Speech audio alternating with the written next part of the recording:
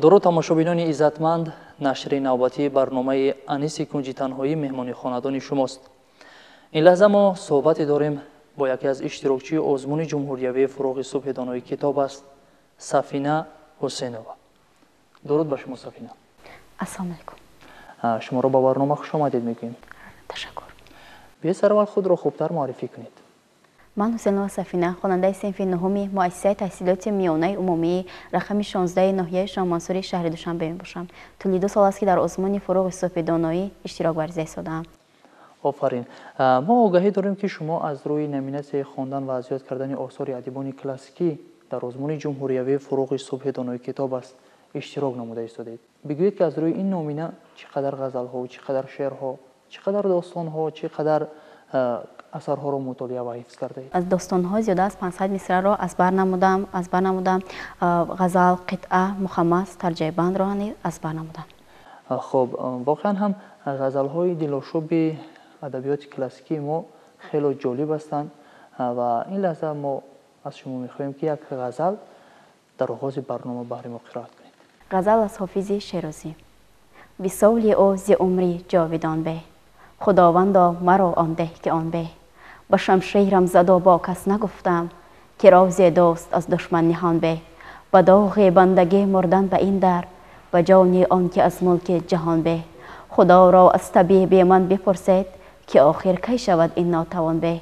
دلا دایم گدای کوی او باش، به حکمی آن که دولت جاودان به. آفرین، احسن. خب از روی نمیناسیون خیلی اثرهای زیادی رو مطالعه کرده اید. ما آگاهی داریم، از پاپکه شما دیدیم، از روی خطی که شما در اینجا آوردید اثرهای زیادی رو مطالعه کرده اید. خب بیایید یک اثر دوست داشته خود رو برای ما نقل کنید دربارش. این از شاهنامه ابوالقاسم فردوسی که از روی نگارش ساتی ملوغ‌زاده می باشد. این کتاب بسیار به من پسند است و یعنی وقتی که با همین کتاب را شخص خواننده مطالعه می نماید به دنیای دیگر وارد می گردد. خب پس دربارش کمی معلومات بدید. این کتاب از 3 قسمت عبارت است. قسم یکم اساطیری، قسم دوم پهلوانی، قسم سوم تاریخی. قسمت اول درباره اولین پادشاه می رود.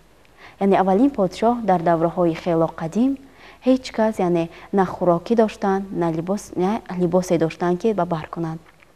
پوشاکشان برگانی درختان بود. روزی کیومرث نامردی دانای پیدا می شود.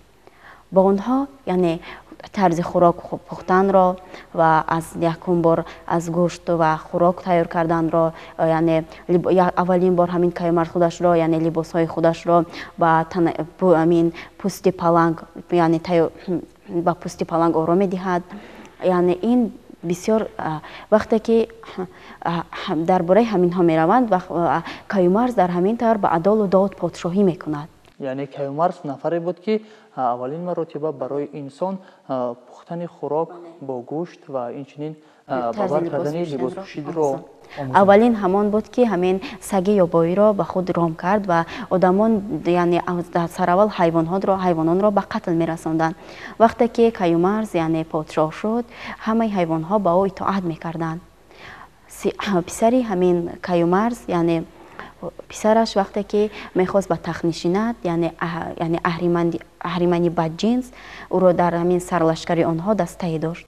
خب سفینه بگویید که آیا این تا چه اندازه حقیقت دارد؟ شما این رو چگونه درک این اثری خیالی همین ابوالقاسم فردوسی می باشد.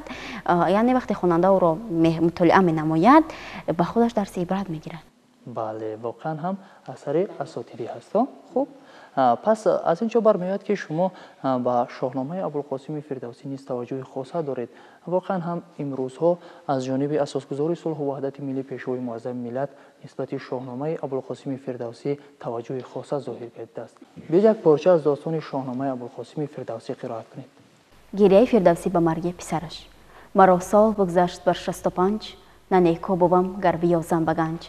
مگر بهره گیرم من از پند خویش، براندیشم از مرگ فرزند خویش. مرا باد نوبت برفت آن جوان، ز دردش منم چون تنی بیروان. شتابم همه تا مرگ یابمش، چو یابم به بیگاره بشتابمش. که نوبت مرا باد به کامی من، چرا رفتی و بردی آرامی من. ز بدها تو بودی مرا دستگیر، چرا راه جستی ز همراهی پیر. مگر همراهانی جوان یافتی که از پیش من تیز بشتافتی؟ جوان را چو بود سال بر 37 نپرسید از این پیر و تنها بیرفت. آفرین، احسن به شما. واقعا هم شاهنامه اثر بی‌زوال ابوالقاسم فردوسی هست. هر نفری که چنگ بزند به شاهنامه زندگی خود را درخشان کرده میتواند که از اون جسارت را به خود قبول کند، به خود بگیرد. بله بینندگان عزیز، واقعا هم با تشبث و اقدام نجیب اساسگزار صلح و وحدت ملی پیشوای معظم ملت شاهنامه ابوالقاسم فردوسی از نو چاپ گردیده به تمام مردم سربلند تاجیک تحفه کرده می شود و واقعا هم ما را می سازد که شاهنامه ابوالقاسم فردوسی را احترام نماییم و تلاش بورزیم تا آن را خوبتر مطالعه کنیم. خوب سفینه، واقعا هم شما طول 2 سال است که در آزمون جمهوریوی فروغ صبح دانای کتاب است اشتراک نمودید. شما امسال هم نقشه دارید که در آزمون جمهوریوی فروغ صبح دانای کتاب است اشتراک نمایید. از اینجا برمیآید که آمادگی جدی دیدید. من این سال هم نقشه دارم که اشتراک ورزم و غالبیت را به دست دارم. خب سفینه، بگویید که راهنمای شما کی هست در این راه؟ راهنمای من این معلمه مشفق و مهربانم قربانوه جمیله می باشد. قربانوه جمیله ابراهیمونا. او بسیار کوشش و سیر و تلاش کرد که مرا تا یعنی جمهور برد و سال گذشته سال 2023 او یعنی ما 6 نفر خوانندگان را تا دوره شهری برد و ما 6 نفر در دوره شهری غالبیت را به دست آوردیم. شما در برابر اونی که در آزمون جمهوریوی فروغ صبح دانای کتاب است اشتراک می‌نمایید، اینچنین در آزمون جمهوریوی شاهنامه خوانی البته که در سال 2023 برگزار شد اشتراک نمودید و در دوره شهری نیز سزاوار جای نمایان گشتید. همین خیر. آفرین به شما. پس شما این لحظه امکان دارید که با معلم عزیز خود مهرنامه دل خود را پیشنهاد کنید. تشکر زیاد که ما را تا این دور یعنی راهنمایی کردید. خب واقعا هم در برابر آموزگار، نفری که شما را راهنمایی میکند، اینچنین پدر و مادر در حیات هر یک انسان نقش باسزا دارند و آنها تلاش می‌ورزند تا برای فرزندشان شرایط فراهم بیارند تا آن فرزندشان بخواند و در آینده نامبردارشان شود. بگید که نقش پدر و مادر شما در حیات معنوی شما چگونه است؟ پدر و مادرم و هر وقت که یعنی در این آزمون ها اشتراک میکردم و جانا میگرفتم با من میگفت که یعنی باز هم اشتراک میورزه، یعنی او سر تلاش میکرد که مرا یعنی کوشش میکرد که من رو افتاده نشوم. یک شعری در وصف مادر قرائت کنید. مادر که توی عزیز و جانم، با پند نکات راه روانم، با آن که دعای نیک دادی هرگز به میانی راه نمانم. آفرین. برای پدرتون میدونید؟ پدر کوه است و مادر قله آن، پدر دریاست مادر آبیان است. واقعا هم شما از روی نمیناسیون ادبیات کلاسیکی در آزمون جمهوریوی فروغ صبح دانای کتاب است اشتراک می‌ورزید. بیایید یک حکایت برای ما نقل کنید. حکایت از بهارستان. شیبلی را روز شوره افتاد، او را به بیمارخانه میبرند و یک گروه دوستانش به عیادتش میآیند. شیبلی از او میپرسد که شما کیین؟ میگوید دوستانی تو. شیبلی سنگ را گرفته به طرف آنها حمله میکند. دوستان باشد از آنها میگریزد. یعنی عبدالرحمن جامی به طریق این حکایت گفتن میخواهد که دوست حقیقی هرگز از تنه دوست یعنی نمیگریزد. خب سفینه، واقعا هم غزل‌های ادبیات کلاسیکی خیلی دلشوب هستند. من این لحظه یک بیت غزل را قرائت میکنم، شما مؤلف آن را بگویید و دوامش را قرائت کنید. میشود؟ آسوده دلا حال دل زار چه دانی، خونخواری عشاق جگرخوار چه دانی.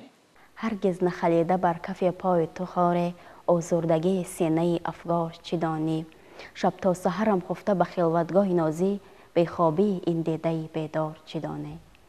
این غزل از عبدالرحمن جامی می باشد. آفرین. خب شما در آخر برنامه با همه آن نفرانی که ما و شما را تماشا دارند چی گفتنی است؟ گفتن میخواهم که کتاب خوانند و در چنین آزمون ها اشتراک ورزند، یعنی سطح دانش خود را بالا میبرند. حتی اگر در این آزمون ها جای هم نگیرند، یعنی به خودشان درس عبرت و دانششان بیشتر میشود. بله واقعا هم درست. آفرین به شما. بار دیگر شما را به برنامه خوش آمدید میگیم. تشکر. بینندگان عزیز، یادرس میشویم که قهرمان برنامه ما بودند اشتراکچی آزمون جمهوریوی فروغ صبح دانای کتاب است سفینه حسینова. در اینجا ما میرسیم به فرجام برنامه. تا برنامه های دیگر شاد و مسرور بمانید.